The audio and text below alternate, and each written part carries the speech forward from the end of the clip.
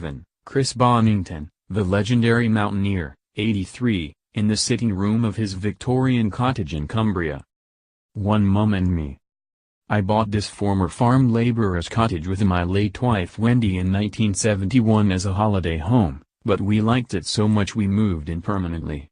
It's in a lovely remote spot on the side of a beautiful hill. I'm a Londoner though, and this photo of me, aged 4, with my mother Helen was taken in our garden in Hampstead in 1938. She married my father while they were at Oxford, but he wasn't ready for it and they split up when I was very young. Mum worked full-time but treated me like a mini adult. We'd read Shakespeare in the evenings and by the age of 16 I'd read most of the English classics. To put to the sword. My eldest son Joe gave me this ceremonial sword in 1987 as a memento of my time in the 2nd Royal Tank Regiment. He was convinced I'd had to sell my sword when I left the army because I was short of money, but that wasn't the case. I'd never owned a sword. Joe approached the colonel-commandant of the regiment, and he kindly invited me to a regimental dinner in France to mark the 70th anniversary of the Battle of Cumbria in 1917, where he presented the sword to me. It's a touching reminder of Joe's love and gratitude towards me. 3. Top of the world.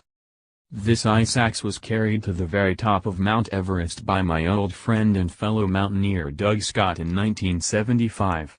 I led that expedition, the first ever successful ascent up the southwest face. It was one of the greatest mountain challenges of the era, and 5 large and very strong expeditions had previously tried and failed. We had also made an unsuccessful attempt 3 years earlier, but we learned a great deal from that and we used those lessons during our second, successful attempt. 4. Little Lifesaver. This metal wedge saved my life while I was climbing on Loch Nagar, a peak on the Queen's Balmoral estate, with my half-brother Gerald in 2000. All had gone well until the last stretch.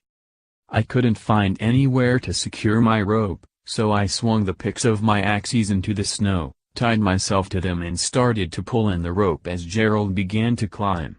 But he fell, which catapulted me headlong into space.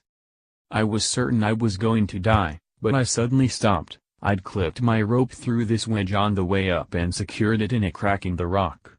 It saved our lives. 5. A second chance of love. Here I am with my Chilean-born wife Loretto.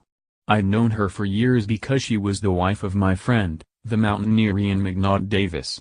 He had Alzheimer's and Loretto nursed him for 6 years before his death in 2014. I similarly nursed my late wife Wendy for 2 years before she succumbed to motor neurone disease the same year. Mutual friends then helped bring Loretto and me together, and we married last year. 6. Snap happy. I realized early on in my career that I was never going to make a living out of climbing, so I started taking photos on my expeditions for newspaper articles, books and lectures. My photojournalism career started in 1966 when I joined the team attempting to climb the direct route up the north face of the Isère in Switzerland. It was below -10°C, so I had to keep the Pentax camera on the left warm inside my jacket. Later, I upgraded to the Leica on the right, which I took on the first ever descent of the Blue Nile from its source at Lake Tana in Ethiopia to the Sudanese frontier in 1968. Ascent by Chris Bonnington is published by Simon & Schuster at £20.